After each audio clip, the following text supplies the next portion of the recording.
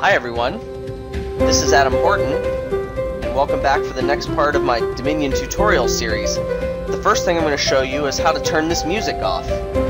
It's right there. Great. Anyway, in this part of the Dominion video tutorial series, I'm going to show you around the online implementation for Dominion, called GoCo Dominion, because GoCo is the company that does it.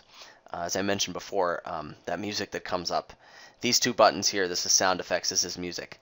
That's how you turn that off. Anyway, I want to show you around this. So if you want to play Dominion online, you'll know how to do it. So let's talk about some stuff. First of all, I'm going to link to a lot of things in the description of this video, namely this page here. There's a link to this page, which is the home page, in the description of this video. Also, there are several features on GoCo Dominion that are made possible by a browser extension.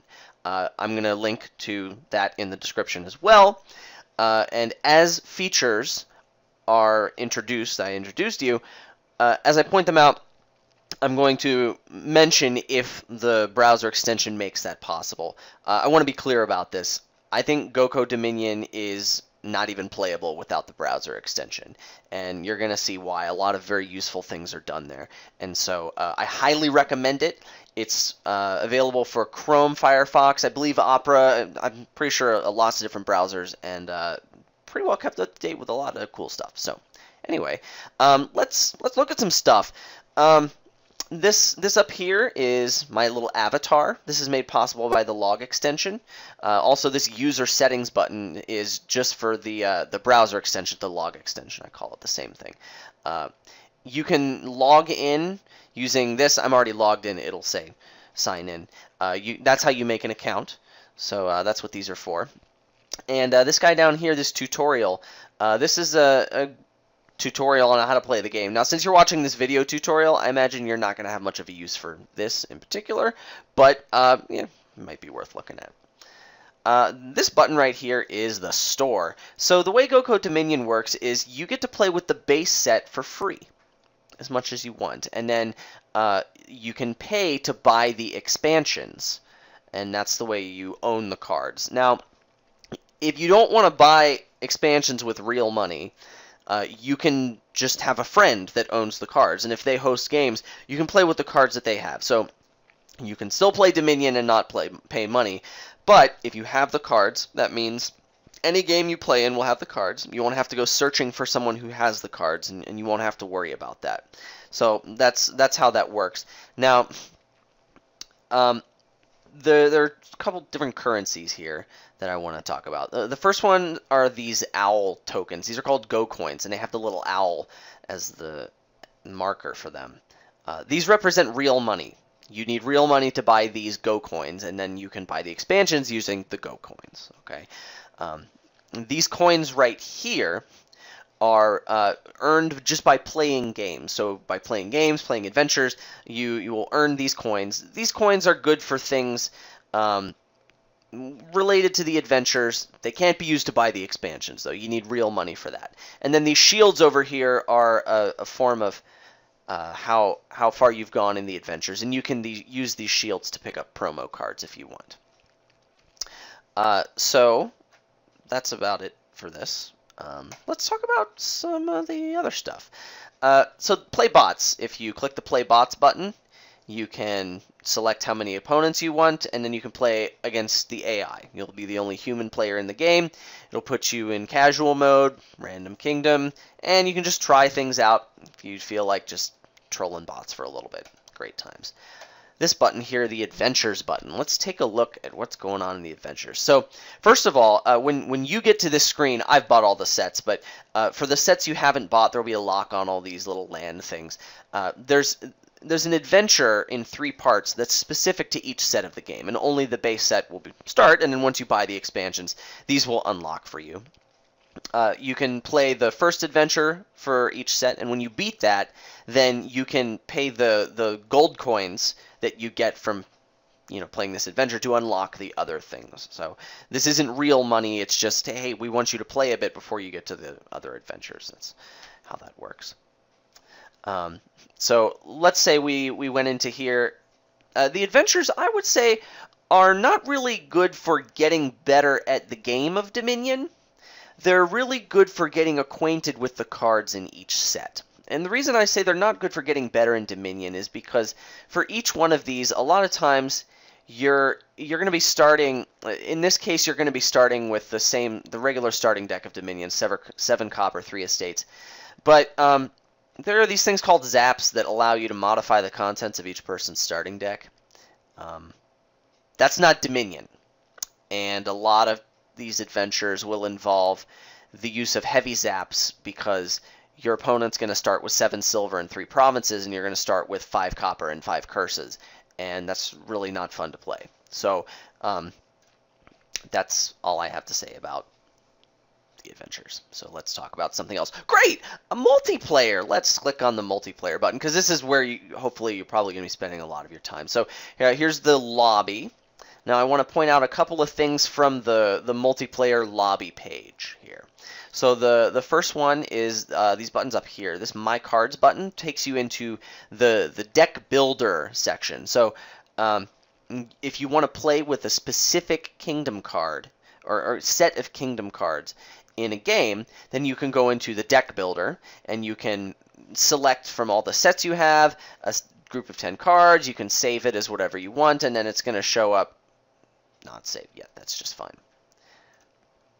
And then you can select it, and when you create a game, you can select from the decks that you've made. So this is a convenient way to do that.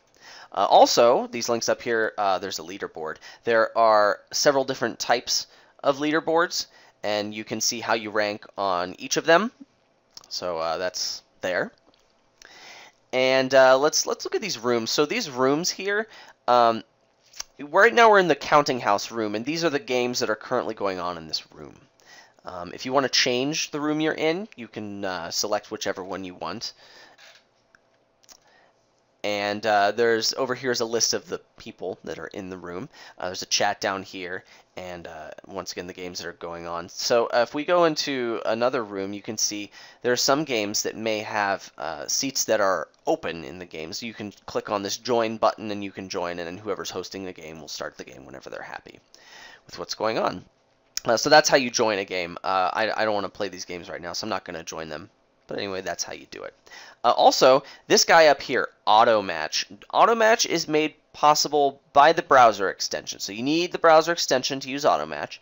But you can click on here, and if you don't want to go through the process of finding a table that someone's hosting or hosting your own table and waiting for someone to join, you can request an AutoMatch, set some criteria, and see who else is going to be auto-matched with you, and it'll set up a game for you. So that's pretty convenient, and once again, only made possible by the browser extension. So let's go down to a lobby. Let's check out Secret Chamber 3 here for a minute, and we're going to show you how to create a game. So let's say I want to host a game. Click the Create Game button.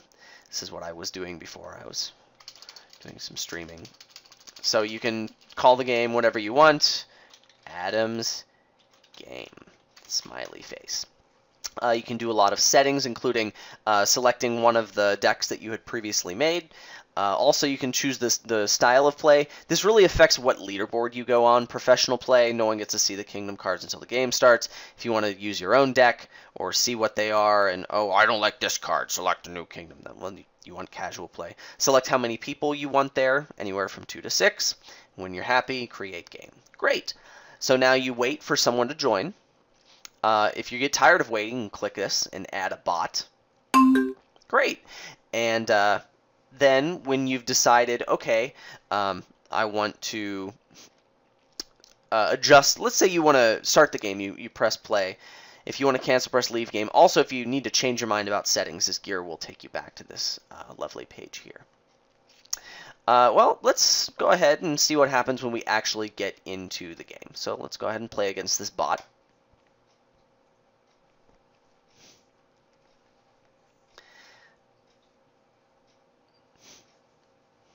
All right, so we're seeing a lot of things here. Let's go ahead and point them out. This is your hand. You can see the cards that are in your hand. These are stacked.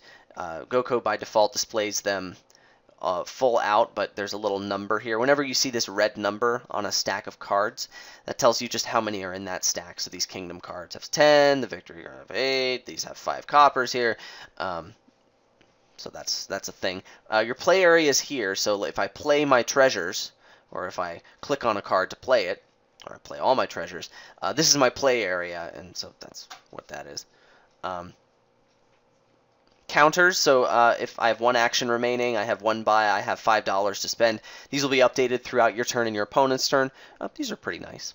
Let's take a look down here. So these are some buttons down here that are pretty useful. This gear will bring you to the settings. Once again, you can turn off sound effects and music if that's annoying you, because... Oh yes, so good. And you can change the animation speed. I prefer fast. Also, if you need to resign, you can go here, and it'll ask you if you're sure.